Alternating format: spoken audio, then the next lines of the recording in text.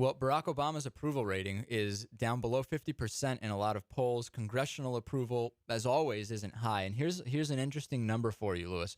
According to a new Rasmussen poll, 42% of U.S. voters not only disapprove of the job the Senate is doing and Congress is doing, they say a group of 100 people or rather even the full House and Senate, randomly selected from a phone book, would do a better job than the current Congress. Almost half of the people in the United States think that just randomly picking names out of a book, out of the phone book, would yield better results from Congress than what we have now.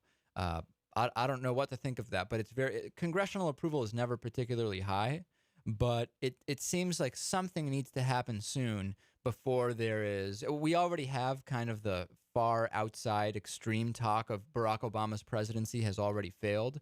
Remember, it's not even September, and George W. Bush's first September completely changed the direction of his presidency. So it's obviously too early to say anything, but if Barack Obama keeps going in this direction, it's not going to bode well for him getting too much accomplished in the later years of this first term.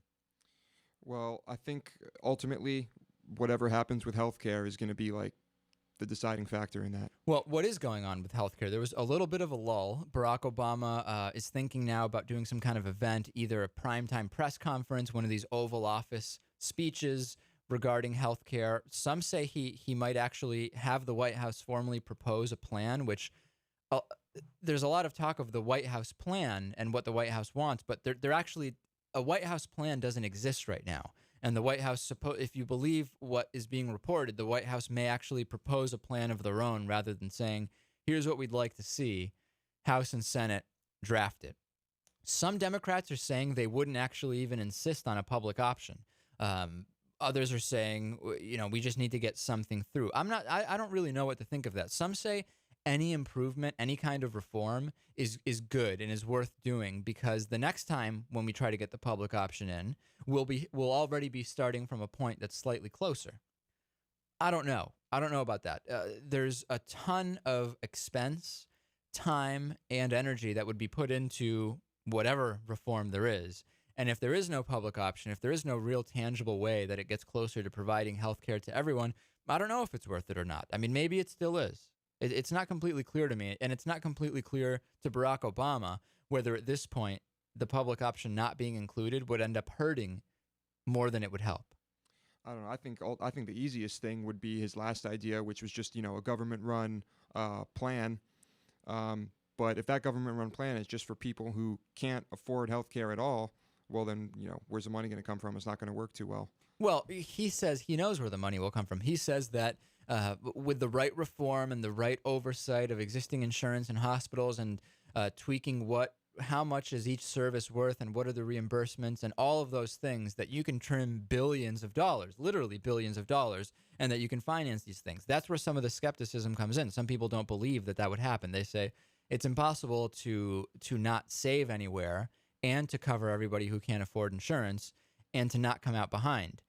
But that's not the plan he suggested by any means. He is saying that he knows how the money will be saved that will go to pay for those people. Well, let's hope so. Well, Congressman Wally Herger is being criticized for one of these healthcare town halls, kind of praising a guy who proclaimed himself to be a right-wing terrorist. It's not really news. I mean, we shouldn't be surprised that a lot of these conservatives and those against this healthcare reform are kind of into these people that go to the healthcare town halls and say all sorts of insane stuff or rip up posters of Rosa Parks and all the other things we've been seeing. This is a guy named Bert Stead who called himself a proud right-wing terrorist. And you won't be able to see the video. You will on Midweek Politics TV, but not on the radio program of Bert Stead and Congressman Wally Herger. But some are saying that Herger seemed to kind of praise and be completely into what this guy was saying, especially when he said he's a right-wing terrorist and he's showing up at these events just to disturb the peace. And I think we have it. Wally, my family came over here, one side of my family on the Mayflower. The first winter was rough, but they didn't have their hands out looking for somebody to support them. We built this country on people.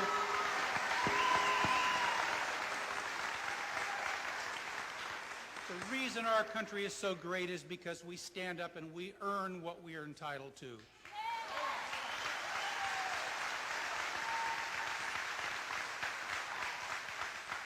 I have been known to say things fishy.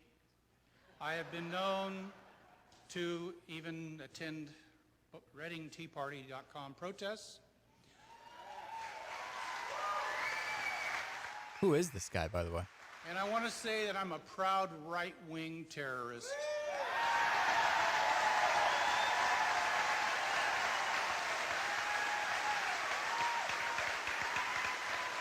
Okay, so this is the type of guy that is showing up to a lot of these events and making a big hubbub. He is proud to say that he is a right-wing terrorist, and Congressman Wally Herger seems to be loving it. He is thrilled to have this guy there complaining about, or not even complaining, preventing anything from actually getting done.